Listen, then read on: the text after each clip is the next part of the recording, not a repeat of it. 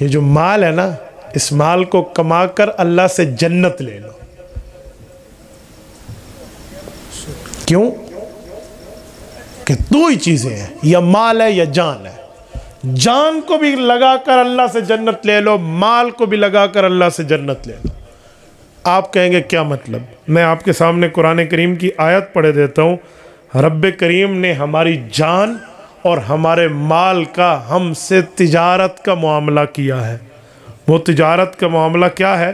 رب کریم نے ہمیں واضح طور پہ فرما دیا ہے کہ اے لوگو، تمہارے ساتھ جو میں نے طے کیا ہے وہ کیا ہے۔ یہ آیت نمبر 111 سورت نمبر 9 سورت توبہ، 13واں رکوع شروع ہو رہا ہے سورت توبہ کا، پارہ نمبر 11 سورت توبہ، آیت نمبر 111 111۔ رب کریم کیا فرماتے ہیں؟ ان اللہ اشترى من المؤمنین انفسهم واموالهم بان لهم الجنہ۔ مومن کی جیب میں جتنا مال ہے، اس کے اکاؤنٹ میں جتنا مال ہے، جتنے اس کے بینک بیلنسز ہیں، وہ اور اس کی پوری جان، اگر یہ مومن ہے تو میں نے اس کو خرید لیا ہے جنت کے بدلے میں۔ یہ رب کریم نے ہمیں پہلے بتا دیا۔ اب ہم نے فیصلہ کرنا ہے کہ میرا مال اور میری جان دین پہ لگتی ہے، سلام، دین کے مخالف پہ لگتی ہے تو میرا حشر کیا ہوگا وہ ہر بندے کو پتا ہے۔ یہ تو ہم خریدے جا چکے ہیں بھائی دنیا میں آنے سے پہلے۔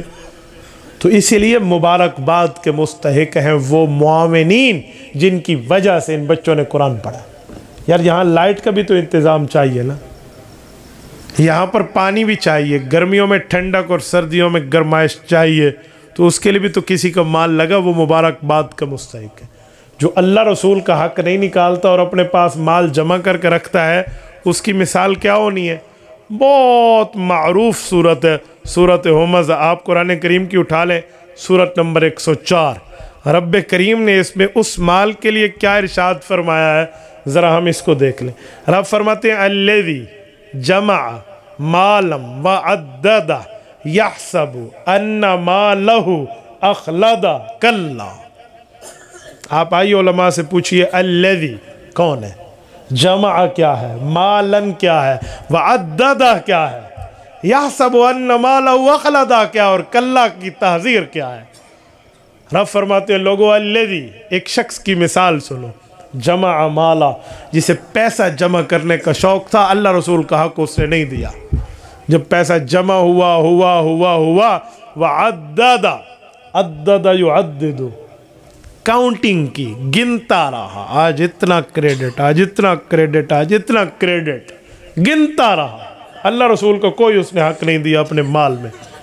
یحسب، اور اس کا کانسیپٹ یہ تھا، گمان یہ تھا، نظریہ یہ تھا، اس بندے کا دماغ یہ تھا، ان مالہ اخلدہ، تو یہ سارا مال ہمیشہ اس کا مالک رہوں گا۔ فرمایا کلا، ہرگز نہیں ہو سکتا، ہرگز نہیں ہو سکتا۔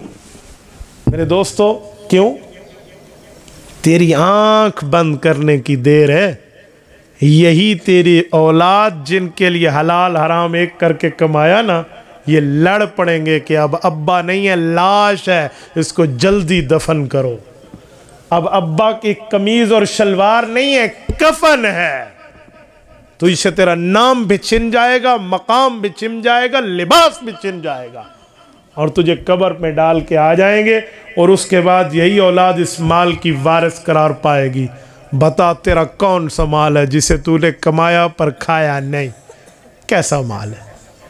یحسب ان مالہ اخلدہ، تیرا گمان یہ تیرے پاس ہمیشہ رہے گا، کلا، ہرگز نہیں۔